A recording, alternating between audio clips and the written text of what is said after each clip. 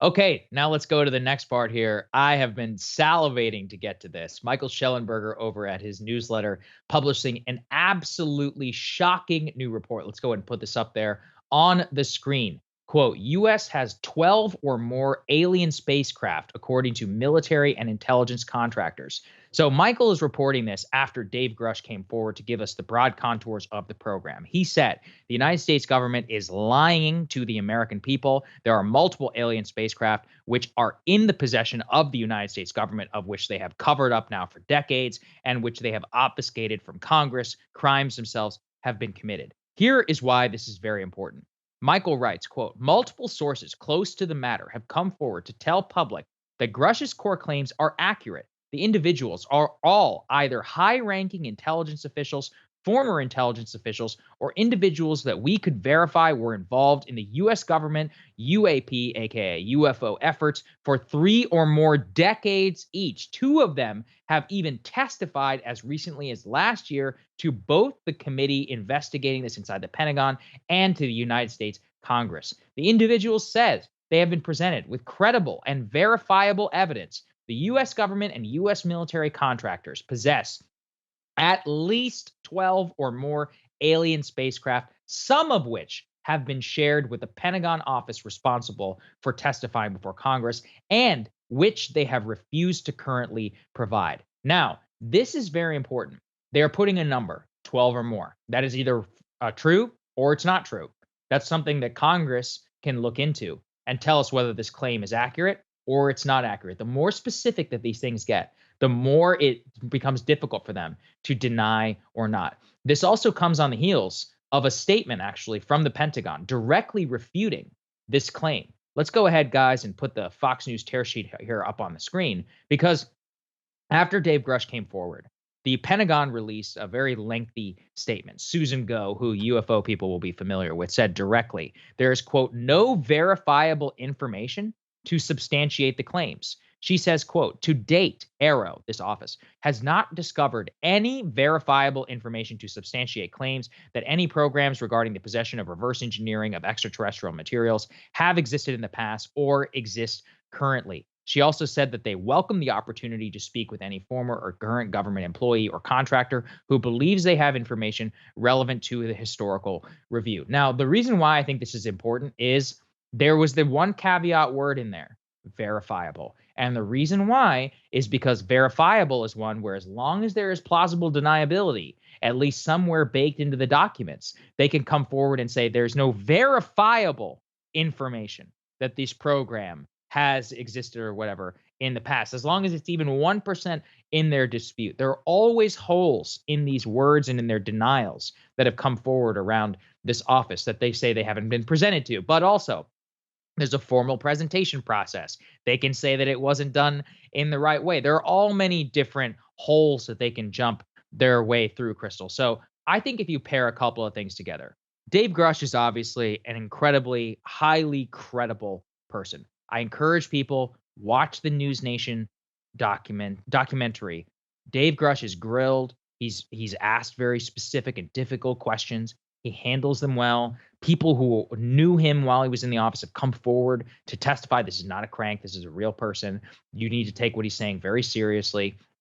On top of that, we have this new report from Michael Schellenberger making things even more specific, saying multiple intelligence former contractors coming forward, talking to them, talking to him about what has inside of this office. And we continue to see the Pentagon. They're not budging at all.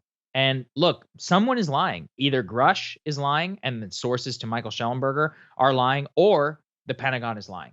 And I'll let people make up their minds. So what do you make of this new breaking material from Michael Schellenberger, Krystal? I mean, I'm trying as hard as I can to keep my skeptic hat on because I think it's important to do that, and Yeah, it it's is. You're becoming right. very difficult. It's becoming very difficult because Good. okay, Yeah. it's one thing if it's just one guy, right? That's one thing. You can dismiss him. Oh, sure, his colleague said that he was upstanding, but you never know. People can like lose their marbles, and you can or indulge some sort of fantasy or whatever. Like you could potentially dismiss one person, and the U.S. government could potentially dismiss one person. Lord knows, I'm sure they're in the process of digging up every rent bill that was late or time he didn't mow the lawn or whatever they can find on this man, right? So one person is one thing. When you start to have other people who say, yeah, he's right. I, saw evidence of the exact same thing. And when you start to get this level of specificity, I don't know. It becomes increasingly difficult to dismiss, especially given some of the things that we're about to show you, new reports coming out, as we speak, and just, the number of anomalous events that already the government admits, like, they can't really explain. Now they'll try to spin it with their press allies of like, well, we haven't been able to rule in that this is extraterrestrial, but they haven't been able to rule it out either or explain what these objects specifically are. So I think the job of the skeptic is becoming increasingly Yeah. difficult to maintain over time. And listen to the level of specificity that they gave Michael. Quote, every 5 years, we get one or two recovered for one reason or another from either a landing or that we catch or that they just crash. A different contractor says, quote, there were at least 4 morphologies, different structures. 6 were in good shape, 6 were in not good shape. They were cases where the craft landed, the occupants left the craft unoccupied. There have been high level people, including generals, who have placed their hand on the craft. I have no reason to disbelieve them. One source described having seen 3 kinds of craft, including one shaped like a triangle. I wonder where I've seen that one before. Another that, quote, looked up like a chopped up helicopter with the front bubble of a Huey with the plastic windows, or like a deep sea submarine with a thick piece of glass, bubble shaped, and where the tail rudder should have been. It was black, egg shaped pancake, and instead of landing gear, it had upside down ram's horns that went from the top to the bottom and rested on the ends of the horns. Wow. I mean, look, this person is either schizophrenic or they're telling the truth. And it's one of those where I don't know. I don't know. I mean, the most common, again, let's play the skeptic hat. It could be that Dave Grush and so all of these other people are delusional, are literally psychotic. And I think anybody who has ever interacted with someone who generally has mental illness, Krystal, a lot of them send us emails about things that we just have to report on. It's Yeah. possible. They believe it. It's one of those where, you can look in their eyes and you're like, yeah, you believe what you are saying. It doesn't Yeah. mean that it's true. But I, this is such a credible person. Evidence coming forward with their resume. I mean, just listen to the level of specificity that I just gave everyone. And the problem is that for people, the radar just has to go up of like, come on, this is so fantastical. And look, I agree. And I was that way for a long time. But so many of these people are so credible. People like Commander David Fravor, people like Ryan Graves, who we've had here on the show. I mean, you really want to tell me that they're crazy? I just don't believe you. And this is where, the human instinct has to come into play. And then we also have to combine all of the knowledge that we have outside of the UFO issue about the way that Pentagon lies, they obfuscate, obfuscate information. They withhold things from the American public for decades, like the Pentagon Papers, like Afghanistan, Afghanistan, Vietnam. There's no reason to believe that on a highly secret topic like UFOs, something that would literally shatter the earth if something came forward, in terms of our understanding of consciousness of human nature, that, yeah, they could pull it off and they absolutely would lie to us. So I don't know. I The continue. I try my best to play skeptic, but yeah. I don't see the holes in the way that The, a the lot of other people do. the part that's the hardest, maybe, well, I mean, just the whole idea is pretty hard to wrap your head around. But in terms of, our knowledge of our government, how our government operates, et cetera, like, we know certainly they will lie to you every day of the week and not think Mhm. twice about it, and typically do lie to us every day of the week and not think twice about it. But we also know that there's an operating level of incompetence. True. um, and that's the piece that, does keep me somewhat skeptical, because what they're positing here is a multi-decade, multi-generational cover up, not only from our own government, but in concert with other governments around the world, again, over decades and decades. Like, would they really be able to orchestrate that? Would they really be able to keep everybody silent? Would they really be able to keep all of this hidden, all of these, 12 plus craft that they have? And those are just the ones in US government possession. Who knows what, Russia, the former Soviet Union, or Brazil, or whoever else, whatever they've been able to get their hands on.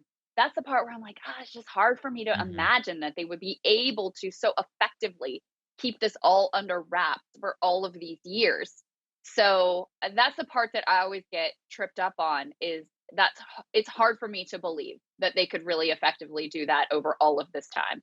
Again, I agree. And then, I point back to Charlie Manson. Point back, or think about this: if you want an international conspiracy, Enigma, the Enigma program from that Alan Turing cracked, the Hmm. Nazi code.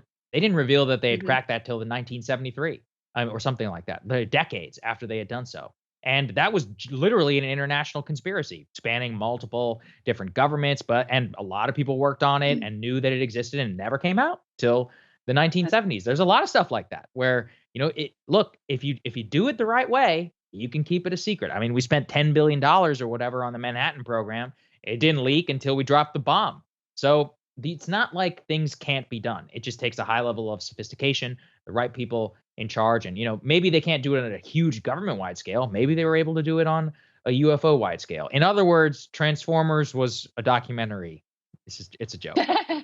Hey guys, ready or not, 2024 is fully upon us now, and Saagar and I have been brainstorming ways that we can really up our game for this critical election. Yeah, we rely on our premium subs to expand our coverage, to add staff, to upgrade the studio. We just want to give you the best independent coverage of this election, which is possible. So if you can help us out, become a premium subscriber today, breakingpoints.com, or the link is down here in the description video. It really means the world to us, and if you like what we're all about, this is the best possible way to keep us 100% independent, working only for you.